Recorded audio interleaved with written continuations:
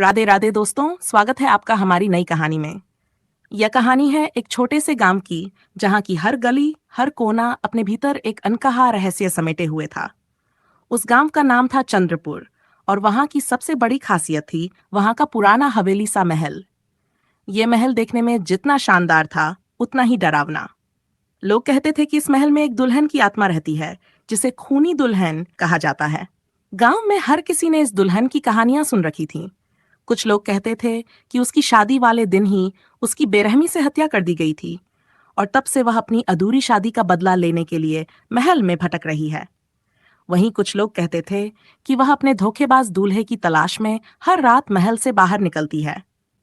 उस दिन गांव में रहने वाला एक युवा लड़का अर्जुन अपने दोस्तों के साथ महल के पास बैठा था। अर्जुन, जो शहर से गांव घूमने आया था, इन बातों पर बिल्कुल यकीन नहीं करता था। अरे यार, ये सब बकवास है, भूत वूत कुछ नहीं होता, अर्जुन ने हंसते हुए कहा। उसके दोस्त रोहित ने कहा, अर्जुन तुम नहीं जानते, इस गांव में ये सब मजाक नहीं है। मैंने खुद देखा है उस खूनी दुल्हन को। उसकी आंखें खून जैसी लाल थीं और उसके हाथों में एक दुल्हन का घूंघट था, लेकिन चेहरा चेहरा ऐसा डरावना था कि मैं बयान भी नहीं कर सकता। अर्जुन ने उसकी बातों को हंसी में उड़ा दिया, लेकिन रोहित के चेहरे की घबराहट देखकर उसे थोड़ी उत्सुकता हुई। अगर ये सच है तो चलो आज रात महल के अंदर चलते हैं, देखते हैं वह खूनी दुल्हन क्या कर लेगी, अर्जुन ने चुनौती देते हुए कहा। उस रात अर्जुन और उसके 3 दोस्त रोहित, संजय और मोहित हिम्मत जुटाकर महल में घुस गए। महल के अंदर घना अंधेरा था। चारों तरफ धूल और जाले थे, मानो सदियों से वहां कोई न आया हो। अर्जुन ने अपने फोन की टॉर्च चालू की और बोला, देखा, कुछ नहीं है यहाँ, सब तुम्हारी कल्पना है। लेकिन तभी हवा में एक अजीब सी सरसराहट हुई। दीवारों पर लगे पुराने झूमर अपने आप हिलने लगे। रोहित ने घबराते हुए कहा, अर्जुन मुझे लगता है हमें यहाँ से चलना चाहिए, ये जगह सही नहीं है। अर्जुन ने हंसते हुए कहा, डरपोक कहीं के, अभी तो मजा आना शुरू हुआ है। जैसे ही अर्जुन ने ये कहा, एक जोरदार आवाज गूंजी। ऐसा लगा मानो किसी ने किसी भारी दरवाजे को बंद कर दिया हो। चारों ने डरते हुए एक दूसरे की तरफ देखा। यह आवाज कहाँ से आई? मोहित ने कांपते हुए पूछा। संजय ने डरते हुए इशारा किया, वहां से, ऊपर की मंजिल से। चारों ने हिम्मत जुटाई और धीरे धीरे सीढ़ियां चढ़ने लगे। सीढ़ियों के हर कदम के साथ उनकी धड़कन तेज होती जा रही थी। ऊपर पहुंचकर उन्होंने देखा कि एक बड़ा हॉल था, और उस हॉल के बीचों बीच एक पुरानी टूटी फूटी कुर्सी पर एक लाल जोड़े में कोई बैठा था। अर्जुन ने साहस करके आगे बढ़कर पूछा, कौन है वहां? लेकिन कोई जवाब नहीं आया। कुर्सी पर बैठा व्यक्ति धीरे धीरे खड़ा हुआ। वह एक औरत थी, दुल्हन के जोड़े में। उसका चेहरा घूंघट से ढका हुआ था, लेकिन उसके पैर जमीन से कुछ इंच ऊपर थे। अर्जुन ने अपने फोन की टॉर्च से उसकी तरफ रोशनी डाली, और जैसे ही रोशनी उसके चेहरे पर पड़ी, चारों चीख पड़े। उसके चेहरे पर खून के धब्बे थे और उसकी आंखें लाल होकर सीधे उन्हें घूर रही थीं। तुम लोग यहाँ क्यों आए हो? उसकी आवाज गूंजने लगी, जो हर तरफ से आती हुई महसूस हो रही थी। रोहित ने डरते हुए कहा, हम बस ऐसे ही। दुल्हन ने उसकी बात काटते हुए कहा, मुझे मेरी सच्चाई चाहिए। मैं किसकी दुल्हन थी और किसने मेरी हत्या की थी? अर्जुन ने हिम्मत जुटाकर कहा, हमें नहीं पता, ये सब क्या है? दुल्हन ने गुस्से में कहा, अगर तुम लोग मेरी मदद नहीं कर सकते तो यहाँ से जाओ, वरना तुम सबको मेरी तरह मरना पड़ेगा। इतना कहते ही हॉल में चारों तरफ खून की बूंदें गिरने लगीं, जमीन पर खून की धाराएं बहने लगीं और दीवारों से अजीब सी चीखें सुनाई देने लगीं। अर्जुन ने अपने दोस्तों को पकड़ते हुए कहा, यहाँ से भागो। लेकिन दरवाजा बंद हो चुका था। वे भागने की कोशिश कर रहे थे, लेकिन हर तरफ दुल्हन की डरावनी परछाई उनका पीछा कर रही थी। अर्जुन को अचानक एक पुरानी किताब दिखाई दी, जो वहां की एक मेज पर रखी थी। उसने किताब को खोलने की कोशिश की, लेकिन जैसे ही उसने उसे छुआ, दुल्हन जोर से चीख पड़ी, मत छुओ इसे, यह मेरी आत्मा का बंधन है। अर्जुन ने किताब खोलते हुए कहा, अगर ये बंधन है तो इसे खत्म करना ही होगा। लेकिन क्या अर्जुन और उसके दोस्त उस बंधन को तोड़ पाएंगे, या ये खूनी दुल्हन उन्हें भी अपने रहस्य का हिस्सा बना लेगी? अर्जुन ने हिम्मत जुटाकर उस पुरानी किताब को खोलने की कोशिश की। किताब की जिल्द बेहद जर्जर और खून के धब्बों से सनी हुई थी।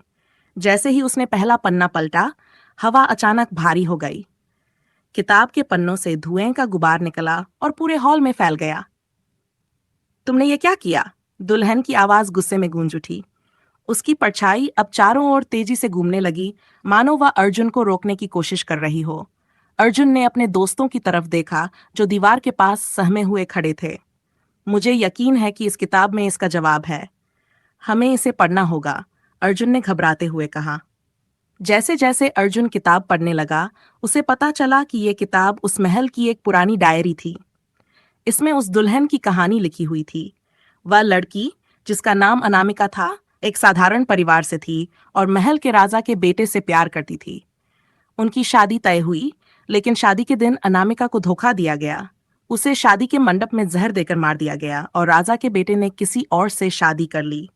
ये कितना भयानक है, अर्जुन ने पढ़ते हुए कहा। दुल्हन की आवाज अब तेज और दुख भरी हो गई। मुझे धोखा दिया गया, मेरे सपने तोड़े गए, और अब मैं इसी महल में कैद हूं। मोहित, जो अब तक चुप था, डरते हुए बोला, अगर हमें इसे खत्म करना है तो हमें यह जानना होगा कि उसकी आत्मा को मुक्त कैसे किया जाए। अर्जुन, क्या उस किताब में इसका कोई हल लिखा है? अर्जुन ने जल्दी जल्दी किताब के पन्ने पलटे। आखिरी पन्ने पर लिखा था, अनामिका की आत्मा तभी मुक्त होगी जब वह सच से सामना करेगी, लेकिन जो भी सच को उजागर करेगा उसे अपनी सबसे गहरी सच्चाई का बलिदान देना होगा। सच का बलिदान? इसका क्या मतलब है? रोहित ने डरते हुए पूछा। तभी दुल्हन की परछाई अर्जुन के सामने प्रकट हुई। अब उसकी आवाज थोड़ी धीमी और दर्द भरी थी। तुमने मेरी कहानी पढ़ ली है, लेकिन क्या तुम मेरी हत्या करने वाले का सच जानने की हिम्मत रखते हो? ये जान लो, जिसने मुझे मारा था वह तुम्हारे जैसे ही इंसान थे, स्वार्थी धोखेबाज। अर्जुन ने गहरी सांस लेते हुए कहा, हम यहां से भागने के लिए नहीं आए हैं। अगर तुम्हें मुक्त करना है तो हमें सच जानना होगा। बताओ, हमें क्या करना होगा? दुल्हन ने अपने लाल घूंघट को थोड़ा उठाया। उसकी आंखों से खून के आंसू बह रहे थे। तुम सबको मेरी हत्या की रात का सामना करना होगा। उस रात के साये में छुपे हर झूठ और पाप का सच तुम्हारे सामने आएगा। लेकिन याद रखो, सच जानना आसान नहीं होगा। इतना कहते ही पूरे हॉल में धुआं छा गया और अर्जुन, रोहित और संजय ने खुद को एक अलग समय में पाया। वे उसी महल में थे, लेकिन महल अब चमक रहा था। सजावट भव्य थी और हर तरफ मेहमान मौजूद थे। यह यह क्या है? मोहित ने चौंकते हुए कहा। यह अनामिका की शादी का दिन है, अर्जुन ने धीरे से कहा। वे देख सकते थे कि अनामिका एक खूबसूरत लाल जोड़े में सजी थी, लेकिन उसके चेहरे पर चिंता की लकीरें थीं। दूसरी ओर राजा का बेटा किसी और लड़की के साथ खड़ा था और उसके चेहरे पर एक अजीब सी मुस्कान थी। अर्जुन ने समझ लिया कि उन्हें उस दिन क्या हुआ था, इसका पता लगाना होगा। उन्होंने देखा कि एक सेविका अनामिका के पास आई और उसे कुछ पानी पीने को दिया। यह जहर है, अर्जुन ने धीरे से कहा। लेकिन यह सेविका कौन है और यह सब क्यों कर रही है? संजय ने पूछा। तभी दुल्हन की परछाई फिर प्रकट हुई। सच यही है कि मैं उस दिन धोखे का शिकार हुई, लेकिन उस धोखे में केवल एक नहीं बल्कि कई लोग शामिल थे। जो सेविका मेरे लिए जहर लाई थी, वह राजा के बेटे के कहने पर काम कर रही थी। अर्जुन ने तुरंत उस सेविका का पीछा किया। वह एक अंधेरे कमरे में गई जहां राजा का बेटा खड़ा था। वह कह रहा था, काम पूरा होने पर तुम्हें इनाम मिलेगा, कोई भी इस राज को जान नहीं पाएगा। यह सब कितना घिनौना है, मोहित ने घृणा से कहा। तभी हॉल में फिर से कोहराम मच गया। अनामिका की चीखें गूंजने लगीं। अर्जुन और उसके दोस्तों ने देखा कि राजा का बेटा अनामिका को जहर पिलाने की कोशिश कर रहा था। हमें उसे बचाना होगा, अर्जुन ने कहा। लेकिन जैसे ही उन्होंने आगे बढ़ने की कोशिश की, दुल्हन की परछाई ने उन्हें रोक दिया। नहीं, तुम केवल यह देख सकते हो, बदल नहीं सकते।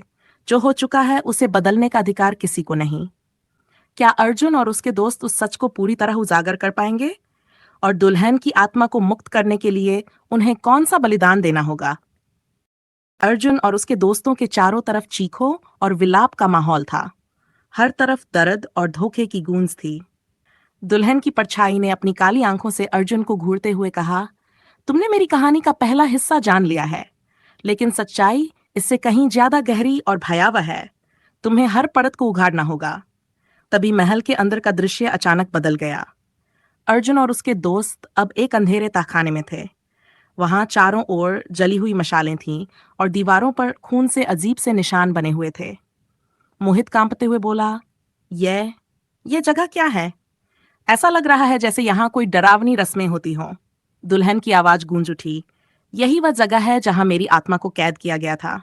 मेरी हत्या केवल धोखा नहीं, बल्कि एक गहरी साजिश थी। मेरी मौत के पीछे एक अंधेरा राज है, जिसे अब तक किसी ने नहीं जाना। अर्जुन ने तहखाने की दीवारों को ध्यान से देखा। उसे दीवार पर उकेरे गए कुछ अजीब चिन्ह दिखाई दिए। उन चिन्हों में दुल्हन के नाम अनामिका के साथ कुछ अन्य नाम भी लिखे थे। ये नाम क्यों हैं? ये लोग कौन हैं? अर्जुन ने पूछा। तभी दीवारों पर लगे चिन्ह चमकने लगे और एक रहस्यमय दरवाजा खुल गया। उस दरवाजे के पीछे एक बड़ा हॉल था, जिसमें एक विशाल दर्पण रखा हुआ था। दुल्हन की आवाज फिर गूंज उठी।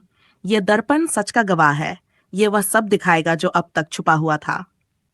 अर्जुन और उसके दोस्तों ने दर्पण के पास जाकर देखा। जैसे ही उन्होंने उसमें झांका, एक नई सच्चाई सामने आई। उन्होंने देखा कि राजा का बेटा, जिसने अनामिका को धोखा दिया था, दरअसल खुद किसी के नियंत्रण में था। एक रहस्यमयी महिला, जो महल की पुजारिन लग रही थी, उसे अजीब मंत्र पढ़कर काले जादू के जाल में फंसा रही थी। यह कौन है? संजय ने दहशत भरे स्वर में पूछा। दुल्हन की परछाई ने कहा, यह वही औरत है जिसने इस पूरे खेल की साजिश रची। यह पुजारिन राजा के सिंहासन पर कब्जा करना चाहती थी। उसने राजा के बेटे को अपने वश में किया और मुझे बलि का बकरा बना दिया। रोहित ने गुस्से से कहा, तो असली दोषी ये पुजारिन है। हमें इसे खत्म करना होगा। लेकिन तभी दर्पण की छवि बदल गई। उसमें दिखने लगा कि पुजारिन ने अनामिका की हत्या के बाद उसके शरीर को महल के तहखाने में छुपा दिया था। लेकिन सबसे चौंकाने वाली बात यह थी कि पुजारिन ने अपनी शक्तियों का इस्तेमाल करके अनामिका की आत्मा को कैद कर दिया था, ताकि वह कभी उसे बेनकाब न कर सके। यह सब इतना भयावह है, अर्जुन ने गुस्से और बेबसी के मिश्रण में कहा। दुल्हन की परछाई बोली, अब तुम जानते हो कि मेरा बदला किससे है, लेकिन उसे हराना आसान नहीं होगा। वह अभी भी जीवित है और अपनी शक्तियों के साथ इस महल में छिपी हुई है। क्या वह अब भी जिंदा है? मोहित ने चौंकते हुए पूछा। हाँ, दुल्हन ने कहा, उसने खुद को अमर बना लिया है, लेकिन उसकी अमरता एक शर्त पर निर्भर है। वह तभी कमजोर होगी जब उसकी शक्ति का केंद्र ये दर्पण नष्ट कर दिया जाए। अर्जुन ने दर्पण की तरफ देखा और कहा, तो हमें इसे नष्ट करना होगा। जैसे ही अर्जुन ने दर्पण को तोड़ने की कोशिश की, महल में अजीब हरकतें शुरू हो गई। दीवारें हिलने लगीं, झूमर झूलने लगे और चारों ओर तेज हवाएं चलने लगीं। तभी पुजारिन की डरावनी आवाज पूरे महल में गूंज उठी। तुम्हारी हिम्मत कैसे हुई मेरी सच्चाई को उजागर करने की? अब तुम सब इस महल से कभी नहीं निकल पाओगे। पुजारिन एक काले घूंघट में प्रकट हुई। उसकी आंखें अंधेरे से भरी हुई थीं और उसके हाथों में एक जलती हुई छड़ी थी। तुम मेरे खेल का हिस्सा बन गए हो। अब तुम्हारा अंत मेरे हाथों होगा, उसने कहा। लेकिन अर्जुन ने हार मानने से इनकार कर दिया। तुम्हारे झूठ का अंत आज होगा।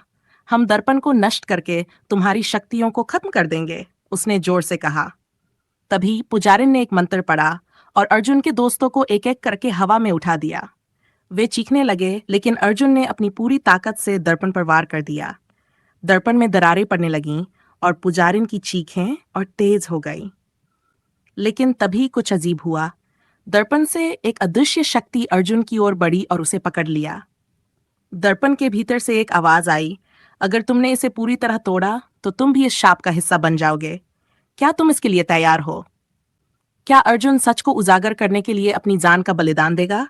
और क्या दुल्हन की आत्मा को आखिरकार शांति मिलेगी, या यह लड़ाई और भी खतरनाक मोड़ लेगी? अर्जुन के हाथ उस दर्पण पर रुके हुए थे। उसके चारों ओर का माहौल अजीब सा हो गया था। पुजारिन की डरावनी हंसी गूंज रही थी और उसके दोस्तों की चीखें सुनाई दे रही थीं। हवा में दर्द, डर और तनाव का अजीब सा मिश्रण था। दर्पण से आती आवाज ने अर्जुन को जकड़ रखा था। अगर तुमने मुझे तोड़ा तो ये केवल मेरे और पुजारिन का अंत नहीं होगा, बल्कि तुम्हारा जीवन भी समाप्त हो सकता है। क्या तुम अपने दोस्तों और अपनी जान की कीमत पर सच्चाई को सामने लाओगे? अर्जुन ने गहरी सांस ली। उसकी आंखों में दृढ़ता थी। अगर यह सच की लड़ाई है तो मैं पीछे नहीं हट सकता। ये केवल अनामिका की आत्मा को मुक्त करने की बात नहीं है। ये हर उस छूट को खत्म करने की लड़ाई है जिसने उसे कैद किया है। दूसरी तरफ पुजारिन ने अपनी शक्ति को और तेज कर दिया। वह अंधेरे मंत्रों का जाप कर रही थी, जिससे महल की दीवारें हिलने लगीं। अर्जुन के दोस्त हवा में झूल रहे थे, लेकिन अर्जुन का ध्यान अब केवल उस दर्पण पर था। तभी दर्पण में कुछ बदलने लगा। उसमें अर्जुन का अतीत दिखने लगा, उसकी बचपन की यादें, उसके माता पिता का चेहरा, उसकी बहन के साथ बिताए पल। लेकिन फिर वह दृश्य बदल गया। उसे वह दिन दिखाई दिया जब उसने अपनी बहन से गुस्से में झगड़ा किया था और वह हादसे में चली गई थी। यह क्या है? अर्जुन के हाथ कांपने लगे।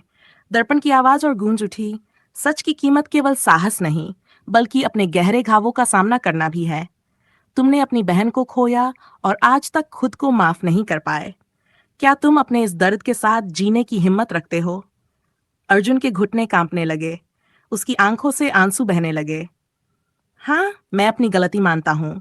मैंने अपनी बहन के साथ गलत किया, लेकिन अगर मेरे बलिदान से किसी और की आत्मा को शांति मिल सकती है, तो मैं पीछे नहीं हटूंगा। पुजारिन ने चीखते हुए कहा, नहीं, अगर यह दर्पण टूट गया तो मेरी शक्तियां हमेशा के लिए खत्म हो जाएंगी। उसने अर्जुन की तरफ काली ऊर्जा का हमला किया, लेकिन अर्जुन ने पूरी ताकत से उस दर्पण पर वार कर दिया। दर्पण के टूटते ही पूरे महल में रोशनी फैल गई। पुजारिन की चीखें दर्दनाक हो गई और उसकी शक्तियां धीरे धीरे खत्म होने लगीं। उसके काले घूंघट जलने लगे और वह राख में बदलने लगी। महल में कैद अनामिका की आत्मा प्रकट हुई और उसके चेहरे पर सुकून का भाव था। अर्जुन, अनामिका ने धीमी आवाज में कहा, तुमने न केवल मुझे मुक्त किया, बल्कि खुद को भी अपने अतीत के बंधनों से आजाद किया। अर्जुन ने उसकी तरफ देखा। यह तुम्हारा हक था अनामिका। तुम्हारी सच्चाई को दबाने वाले हर उस ताकत का अंत जरूरी था। तभी अर्जुन के दोस्तों को महसूस हुआ कि वे हवा से नीचे आ चुके हैं। मोहित ने अर्जुन की तरफ देखा और कहा, तुमने ये सब हमारे लिए किया, हम हमेशा तुम्हारे अधीन रहेंगे। लेकिन तभी महल में एक और बदलाव शुरू हुआ। दीवारें ध्वस्त होने लगी और चारों तरफ भगदड़ मच गई। अनामिका ने अर्जुन से कहा, तुम्हें और तुम्हारे दोस्तों को जल्दी यहाँ से बाहर जाना होगा। यह महल मेरे साथ खत्म हो जाएगा। अर्जुन ने अनामिका की तरफ देखा। और तुम, क्या तुम अब सच में मुक्त हो? अनामिका ने मुस्कुराते हुए कहा, हाँ, लेकिन मेरी मुक्ति का रास्ता यही है। मुझे इस महल के साथ जाना होगा। अर्जुन और उसके दोस्त जल्दी से बाहर की ओर भागे। पीछे मुड़कर देखा तो महल पूरी तरह ढह चुका था। उसके साथ अनामिका की परछाई भी धीरे धीरे गायब हो गई। महल के खंडहर के सामने खड़े अर्जुन की आंखों में आंसू थे, लेकिन उसकी आत्मा में एक अनकहा सुकून था। उसने अपने दोस्तों की तरफ देखा और कहा, हमने आज केवल एक सच्चाई को उजागर किया, बल्कि खुद को भी बदला। ये केवल अनामिका की कहानी नहीं थी, ये हम सब की कहानी थी। महल के खंडहर के सामने खड़े अर्जुन और उसके दोस्त सुकून की सांस ले ही रहे थे कि अचानक उन्हें दूर से एक धीमी मगर डरावनी हंसी सुनाई दी। अर्जुन ने चौंक कर चारों तरफ देखा। ये आवाज, ये तो खत्म हो चुकी थी, है ना? मोहित ने डरते हुए पूछा। संजय ने कहा, लेकिन अगर सब खत्म हो गया तो यह आवाज कैसी? अर्जुन ने किताब को अपनी जेब से निकाला जो उसने महल के अंदर से उठाई थी। किताब का वह पन्ना जिसमें पुजारिन के बारे में लिखा था जलने लगा और हवा में बिखर गया। किताब के दूसरे पन्ने अब तेजी से पलटने लगे और उनमें से खून की बूंदें टपकने लगीं। अर्जुन ने धीरे से पढ़ा, असली शत्रु तो अभी जागा भी नहीं है। जो तुम्हारे सामने थी वह केवल परछाई थी। असली खेल अब शुरू होगा। तभी खंडहर के पास की जमीन हिलने लगी। एक अंधेरे कुंड से काले धुएं का गुबार निकलने लगा। अर्जुन और उसके दोस्तों ने देखा कि उस धुएं से एक औरत की आकृति बन रही थी। यह पुजारिन से भी ज्यादा डरावनी और शक्तिशाली लग रही थी। उसकी आंखें जल रही थीं और उसकी आवाज गहरी मगर ठंडी थी। तुमने सोचा कि तुमने अनामिका को मुक्त कर दिया और सब खत्म हो गया? वह हंसी, तुम्हारी मासूमियत पर तरस आता है। यह सिर्फ एक शुरुआत थी। मैं हूं कालिका, वह शक्ति जिसने पुजारिन को बनाया और इस खेल को रचा। अब तुम्हारी हिम्मत की कीमत तुम्हें चुकानी होगी। मोहित पीछे हटते हुए बोला, ये क्या हो रहा है? हमें तो लगा कि हमने सब खत्म कर दिया। अर्जुन ने घबराहट को दबाते हुए कहा, नहीं मोहित, ये हमारी आखिरी लड़ाई है। हमें इसे खत्म करना होगा, चाहे जो भी हो। कालिका ने अपनी शक्ति से आसमान को काला कर दिया। चारों ओर एक गहरा सन्नाटा छा गया और खंडहर के आसपास की जगह अचानक बदलने लगी। वे खुद को एक बड़े और अजीब से जंगल में पाए। अर्जुन ने समझा कि यह सब कालिका की माया है। ये जंगल तुम्हारा आखिरी पड़ाव होगा। यहां से कोई बाहर नहीं जा सकता, कालिका ने कहा। जंगल के पेड़ मानो जीवित हो गए। उनकी शाखाएं अर्जुन और उसके दोस्तों की तरफ बढ़ने लगीं। रोहित चिल्लाया, ये सब क्या है? हम यहाँ से कैसे बचेंगे? अर्जुन ने अपनी जेब में छुपाई हुई किताब को कसकर पकड़ा। इस किताब में जरूर कुछ ऐसा होगा जो हमारी मदद कर सके। उसने जल्दी जल्दी पन्ने पलटने शुरू किए। तभी एक पन्ने पर लिखा मिला, कालिका की शक्ति उसके उस प्रतीक में है जिसे वह अपने गले में धारण करती है। यदि वह प्रतीक नष्ट हो जाए तो उसकी शक्ति भी खत्म हो जाएगी, लेकिन उसे छूने के लिए सबसे बड़ा बलिदान देना होगा। बलिदान? अर्जुन के दिल की धड़कन तेज हो गई। उसने दोस्तों की तरफ देखा। हमें उसकी शक्ति का केंद्र तोड़ना होगा, चाहे इसके लिए कुछ भी करना पड़े। कालिका ने अर्जुन के इरादे को भांप लिया। तुम सोचते हो कि मेरी शक्ति को तोड़ सकते हो? यह तुम्हारी सबसे बड़ी भूल होगी। उसने अपने हाथों से आग की लपटें पैदा की और अर्जुन की तरफ फेंकी। अर्जुन ने अपनी पूरी ताकत से पेड़ों के बीच दौड़ते हुए कहा, हमें उसे रोकने के लिए एक रणनीति बनानी होगी। मोहित ने कहा, लेकिन उसकी शक्ति इतनी बड़ी है कि हम उसे छू भी नहीं सकते। अर्जुन ने गहरी सांस लेते हुए कहा, हमें उसे उसके प्रतीक से अलग करना होगा। मैं उसे ध्यान भटकाऊंगा। तुम लोग पीछे से उसका प्रतीक तोड़ने की कोशिश करो। संजय और रोहित ने सिर हिलाया। ठीक है, लेकिन अगर तुम पर हमला हुआ तो? ये जोखिम उठाने लायक है, अर्जुन ने गंभीरता से कहा। अर्जुन ने कालिका का ध्यान अपनी ओर खींचा। तुम बस बातें करना जानती हो। अगर इतनी ही ताकतवर हो तो मुझे रोक कर दिखाओ। कालिका गुस्से में आग बबूला हो गई। तुम्हारी हिम्मत कैसे हुई मुझे चुनौती देने की? उसने अपने हाथों से बिजली पैदा कर अर्जुन की ओर फेंकी। अर्जुन ने जल्दी से पेड़ों की आड़ ली। इस बीच संजय और रोहित ने पीछे से कालिका की माला तक पहुंचने की कोशिश की, लेकिन जैसे ही वे उसके करीब पहुंचे, कालिका ने उन्हें देख लिया।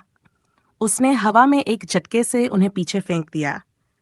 तुम मुझसे ये शक्ति छीनने का सपना भी मत देखो। लेकिन तभी अर्जुन ने पीछे से छलांग लगाई और कालिका के गले में पहनी माला को पकड़ लिया। माला में से अजीब सी ऊर्जा निकलने लगी। अर्जुन के हाथ छुलसने लगे, लेकिन उसने उसे मजबूती से पकड़े रखा। कालिका ने चीखते हुए कहा, तुम इसे नष्ट नहीं कर सकते। ये मेरी आत्मा का हिस्सा है। अगर ये टूट गया तो मैं हमेशा के लिए खत्म हो जाऊंगी। क्या अर्जुन इस आखिरी शक्ति को नष्ट कर पाएगा, या कालिका उसे और उसके दोस्तों को खत्म कर देगी? इस लड़ाई का अंजाम क्या होगा? कालिका की चीखों के बीच अर्जुन ने अपने हाथों की जलन को सहते हुए माला को पूरी ताकत से खींचा। माला से निकलती हुई ऊर्जा उसके शरीर को झुलसा रही थी, लेकिन उसकी हिम्मत और दृढ़ निश्चय ने उसे टूटने नहीं दिया। यह लड़ाई केवल मेरी नहीं है, अर्जुन चिल्लाया।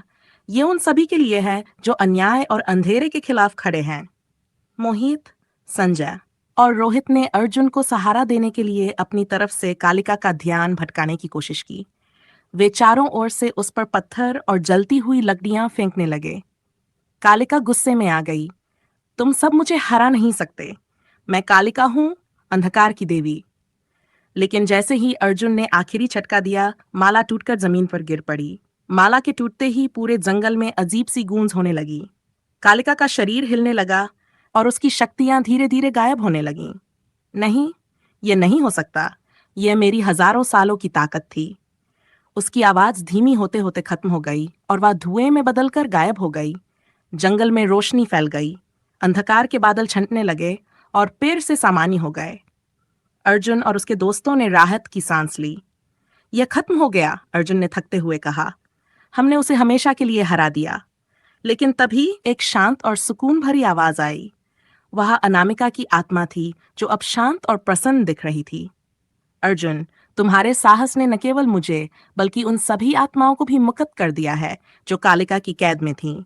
तुम्हारा बलिदान और तुम्हारी सच्चाई के लिए लड़ने की ताकत हमेशा याद रखी जाएगी। अर्जुन ने कहा, यह केवल मेरा नहीं, हम सबका प्रयास था। लेकिन अब तुम्हें शांति मिल गई है, यही हमारी जीत है। अनामिका की आत्मा मुस्कुराते हुए हवा में विलीन हो गई। जाओ, अपनी जिंदगी जियो। अतीत को पीछे छोड़ो और एक नई शुरुआत करो। जंगल के बीचों बीच एक सुनहरी किरण जमीन पर पड़ी। ये एक संकेत था कि उनकी लड़ाई सफल रही। अर्जुन और उसके दोस्तों ने हाथ जोड़कर प्रार्थना की और जंगल से बाहर निकलने लगे। जैसे ही वे वापस गांव पहुंचे, वहां के लोग उनकी बहादुरी के किस्से सुनने के लिए इकट्ठा हो गए। अर्जुन ने सभी को सच बताया और लोग उनकी तारीफ करने लगे। लेकिन अर्जुन ने सिर झुकाकर कहा, यह जीत केवल हमारी नहीं, बल्कि हर उस आत्मा की है जिसने अंधकार के खिलाफ लड़ाई लड़ी। गांव में खुशी और सुकून का माहौल था। अर्जुन और उसके दोस्तों ने यह समझ लिया था कि जीवन में सबसे बड़ी लड़ाई सच और न्याय के लिए होती है। कहानी आपको अच्छी लगी हो तो आप वीडियो को लाइक करके कमेंट में लाइक और दिल जरूर भेजें। बोलो जय सिया राम।